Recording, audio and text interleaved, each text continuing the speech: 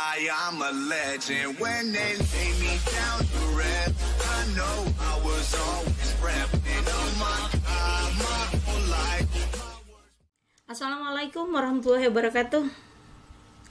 Apa kabar anak-anak hari ini? Oke, semoga kalian sehat, keluarga kalian sehat, kita semua selalu diberikan kesehatan. Oke, kita ketemu lagi di pembelajaran prakarya hari ini dengan Ibu Oktaviana Salam dengan materi jenis dan karakteristik makanan awetan nabati. Oke, untuk kali ini ya, tujuan pembelajarannya kalian akan memahami jenis-jenis dari makanan awetan, ciri-ciri atau karakteristik dari makanan awetan itu sendiri ya. Nah, kita juga akan menganalisis macam-macam makanan awetan dari bahan pangan nabati. Itu yang akan kita pelajari hari ini, itu tujuan pembelajarannya hari ini. Lanjut ya. Nah, itu yang pertama. Nah, ini adalah ciri-ciri atau karakteristik bahan makanan. Nah, ini adalah bahan makanan awetan nabati. Nah, karena kalian tahu bahwa nabati berasal dari tumbuh-tumbuhan. Tumbuh-tumbuhan bukan hanya buahnya saja, tapi semua, mulai dari akar, batang, daun, biji, ya, dan buah. Juga ada bunga. Oke, itu adalah bahan nabati. Sekarang ciri-cirinya, umumnya memiliki daya awet yang lebih tinggi. Nah, pada saat sudah diolah menjadi bahan makanan awetan nabati, ya, dia sudah mengalami proses yang cukup panjang sehingga daya tahan awetannya lebih tinggi daripada makanan hewani. Nah, cenderung tahan terhadap tekanan dan tidak gampang rusak. Nah, pada saat sudah diolah, pada saat sudah dikemas ya, sudah dalam proses pengemasan, dia tahan terhadap tekanan ya, dan tidak gampang rusak. Oke. Selain sebagai sumber protein dan lemak, juga banyak berperan sebagai sumber karbohidrat, mineral, dan vitamin ya. Kalau bahan nabati kebanyakan mereka banyak mengandung yang namanya sumber karbohidrat. Contohnya adalah padi, biji-bijian ya, jagung, kentang, itu mengandung yang namanya karbohidrat besar ya. Nah, kalau mineral banyak. Contohnya adalah makanan yang banyak mengandung air, itu mineralnya banyak. Kalau vitamin kita sudah tahu, di sayuran itu ada vitaminnya, di buah lagi vitaminnya paling. Kalau protein dan lemak biasanya kebanyakan hewani, tapi di nabati juga ada. Contohnya adalah pukat. Nah, pukat itu banyak mengandung yang namanya lemak. Kedelai, kacang-kacangan itu banyak mengandung protein.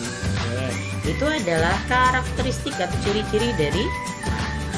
Nah, sekarang kita ke sifat bahan makanannya. Kalau sifat bahan makanan awetan nabati itu ada 3. Ada sifat fisik, sifat kimia, dan sifat biologis. Kalau sifat fisik yaitu atau sifat yang teksturnya ya, teksturnya dilihat dari mata atau kita bisa melihatnya. Contohnya di sini sifat fisiknya ada lunak. Lunak itu biasanya ada pada buah, contohnya pisang ya. Kalau buah, sayuran lunak apa? Maksudnya lunak itu dia teksturnya lembut. Sayuran sebagian, buah-buah jenis-jenis tertentu misalnya adalah pisang. Oke, kalau yang teksturnya keras contohnya adalah umbi-umbian ya, buah-buahan misalnya pir, jambu biji itu keras. Kalau ulet biasanya berasal dari batang atau akar ya, biasanya berasal dari batang atau akar, seperti teratai ya, tuh contohnya. Terus misalnya berserat, contohnya buah tebu dan buah nanas. Oke, kalau rapuh, bahan pangan nabati yang bertekstur rapuh misalnya bahan baku olahan yang sudah dikeringkan seperti gaplek ya, atau olahan singkong.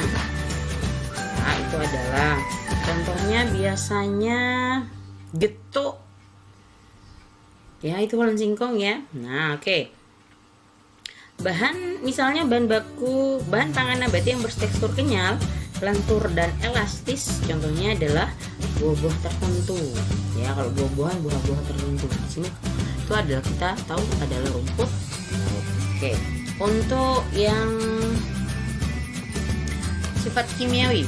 Nah, kalau sifat kimiawi sama kandungannya. Kalau lebih ke kandungannya, di sini banyak berprotein tinggi. Contohnya adalah biji-bijian, kacang-kacangan, sumber karbohidrat biasanya umbi-umbian, bisa biji-bijian juga.